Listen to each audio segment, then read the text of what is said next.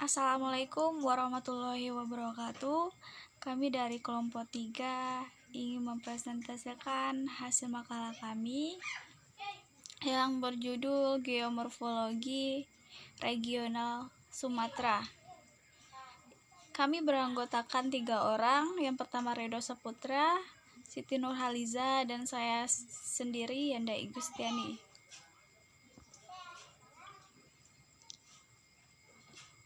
Selanjutnya di sini saya akan menjelaskan tentang menentukan letak, luas, dan batas. Letak Pulau Sumatera. Letak adalah batas-batas suatu wilayah baik yang mencakup 2 negara atau lebih. Letak astronomis pulau ini sekitar 443.065,8 km persegi. Sumatera berada pada posisi 6 derajat lintang utara sampai 6 derajat lintang selatan, dan antara 95 derajat bujur barat sampai 109 derajat bujur timur.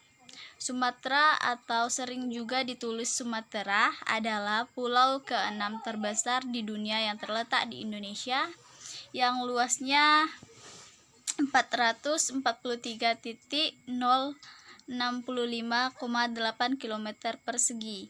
Penduduk pulau ini sekitar 52.210,926 juta jiwa. Selanjutnya, letak geografis. Di sebelah utara berbatasan dengan Teluk Benggala, di sebelah timur dengan Selat Melaka, di sebelah selatan dengan Selat Sunda, dan di sebelah barat dengan Samudra Hindia. Di sebelah timur pulau ini banyak dijumpai rawa yang dialiri oleh sungai-sungai besar, antara lain Asahan yang berada di Sumatera Utara, Kampar, Siak, dan Sungai Indragiri yang berada di Riau, Bentang Hari yang terletak di Sumatera Barat dan Jambi, serta banyak sungai-sungai lainnya.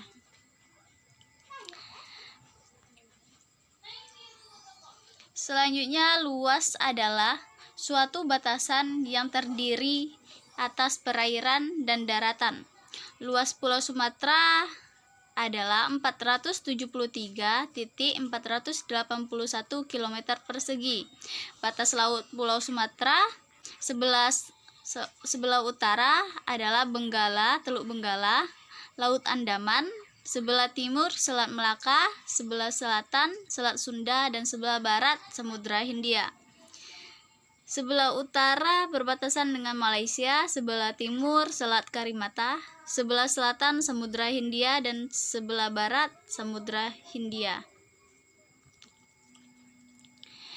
Yang kedua adalah kondisi iklim tanah, hidrologi, geologi Sumatera. Kondisi iklim. Yang pertama, kondisi iklim. Iklim merupakan keadaan rata-rata cuaca di suatu daerah yang cukup luas dan dalam kurun waktu yang cukup lama, minimal 30 tahun, yang sifatnya tetap. Iklim Indonesia secara umum dipengaruhi oleh kondisi musim yang menghasil arus monsun Indonesia atau Armondo. Dan karena letak Indonesia yang berada di antara Samudra Pasifik dan Samudra Hindia menimbulkan arus lintas Indonesia atau Arindo. Hal lain yang mempengaruhi kondisi musim di Indonesia adalah posisi matahari yang melintasi ekuator 2 kali setiap tahun. Sumatera tergolong daerah tipe iklim A atau sangat basah yang puncak musim hujannya jatuh antara Oktober dan Januari, kadang hingga Februari. Berdasarkan iklim ini, Sumatera memiliki hutan gambut yang umumnya berada di daerah tipe iklim A atau B, yaitu di pantai timur Sumatera, hutan hujan tropis, dan hutan muson. Selain itu, juga memiliki hutan hujan tropis yang umumnya menepati daerah tipe iklim A dan B pula. Jenis hutan ini menutupi sebagian besar pulau Sumatera. Hutan mangrove berada di pantai timur Sumatera. Yang selanjutnya, kondisi tanah. Tanah adalah suatu benda alam yang terdapat di permukaan kulit bumi yang tersusun dari bahan mineral sebagai hasil pelapukan batuan dan bahan organik atau hasil pelapukan batuan sisa tanaman dan hewan, yang mampu menumbuhkan tanaman dan memiliki sifat tertentu sebagai akibat pengaruh iklim. Jasad hidup yang bertindak terhadap bahan induk dalam keadaan wilayah tertentu dalam jangka waktu tertentu. Pantai sebelah timur Sumatera dan daerah hilir dari sungai-sungai besar terdiri dari tanah aluvial hidromorfik, dan ke arah hujan jenis tanahnya berupa aluvial maupun tanah hidromorfik kelabu. Selanjutnya, kondisi hidrologi. Pulau Sumatera memiliki potensi sumber daya air yang sangat besar, baik potensi air permukaan seperti sungai, waduk, dan perairan laut, maupun potensi air tanah. Di Pulau Sumatera mengalir sungai-sungai besar maupun kecil yang bermuara ke Selat Malaka maupun ke Samudra Hindia, seperti yang ada di Provinsi Sumatera Barat. Sangat banyak sungai baik yang kecil maupun yang besar, yang arah alirannya pun berbeda-beda. Secara garis besar dapat kita bedakan berdasarkan arah aliran tersebut, antara lain: 1. Sungai-sungai yang bermuara ke Samudra Hindia, yaitu di Kabupaten Pasaman Barat, terdiri dari Batang Sikabau, Batang Sikilang. Selanjutnya, kondisi geologi. Pulau Sumatera pada dasarnya merupakan bagian dari benua Asia, namun karena pada kapur awal bagian timur benua Gondwana pecah dan India memisahkan diri dari benua Antartika sampai Australia dengan pergerakan berarah barat laut yang kemudian berarah utara sampai selatan, dan kapur tengah yang akhirnya menumpuk di benua Asia dan berdampak pada pergerakan beberapa bagian timur Asia yang bergerak ke arah tenggara dan timur, serta menjadi dasar tatanan tektonik paparan Sunda. Di utara, pertemuan lempeng tersebut ditandai oleh daerah ditumpukan antara India dengan Asia sepanjang pegunungan Himalaya.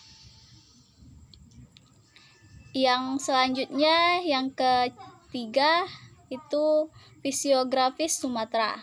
Kondisi Pulau Sumatera luasnya kurang lebih 443.065,8 km persegi, hampir sama dengan luas negara Inggris. Sumatera mempunyai bentuk memanjang dari kota raja di bagian utara sampai Tanjung Cina di bagian selatan, panjang 1.650 km, dan panjang pantai banyak teluk-teluknya. Pantai barat melengkung, sebarannya di Teluk Tapanuli, sedangkan di pantai timur sungai-sungainya besar dan melebar, sehingga membentuk estuarium yang dangkal pada muaranya.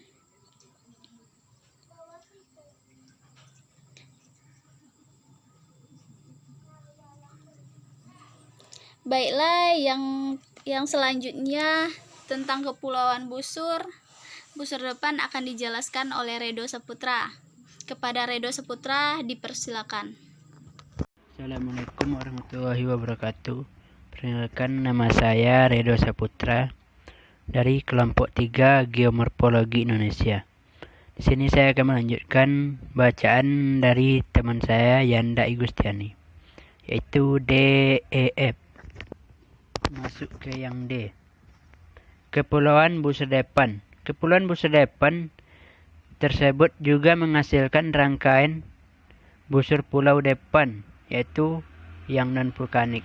yang di daerah Sumatera, yang kebanyakan ditempati oleh Pulau Simiole, Pulau Banyak, Pulau Nias, Pulau Batu, Pulau Siberut, hingga Pulau Enggano. Rangkaian pegunungan Bukit Barisan dengan jalur vulkanik di tengahnya, serta sesar aktif The Great Sumatra Fault yang membela Pulau Sumatera, mulai dari Teluk Semangko hingga Banda Aceh. Yang E. Cekungan Busur Depan. Cekungan Bengkulu adalah salah satu cekungan pores di Indonesia. Cekungan pores artinya cekungan yang di depan jalur vulkanik. Berdasarkan kajian geologi yang disepakati bahwa pegunungan Barisan adalah vulkanik ARC-nya mulai naik di sebelah barat Sumatera pada Miocen Tengah. Jadi ARC-nya itu mulai naik pada Miocen Tengah. Pengaruhnya yaitu bahwa sebelum Miocen Tengah tidak ada pores Basin Bengkulu. Jadi sebelum Miocen Tengah ini tidak ada pores Basin Bengkulu. Jadi pada saat itu ARC-nya sendiri tidak ada sebelum Miocen Tengah. Jadi cekungan Bengkulu masih merupakan bagian paling barat cekungan Sumatera. Lalu pada periode ini, Miocen Tengah atau Neogen, setelah pegunungan Barisan naik, cekungan Bengkulu dipisahkan dari cekungan Sumatera Selatan.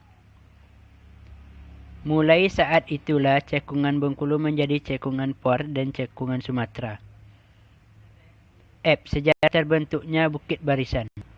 Pegunungan Bukit Barisan adalah jajaran gunung yang membentang dari ujung utara Aceh sampai ujung selatan Lampung Pulau Sumatera, yang memiliki panjang 1.650 km dengan rangkaian pegunungan tertinggi yaitu Gunung Kerinci yang berlokasi di Jambi dengan ketinggian 3.805 meter di atas permukaan air laut.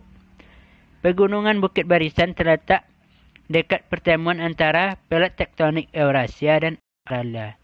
Jadi, pegunungan Bukit Barisan ini antara dua pelat tektonik Eurasia dan Australia. Bukit Barisan memiliki beberapa gunung aktif yang dikenal dengan cincin api Pasifik dalam konteks vulkanologi dunia.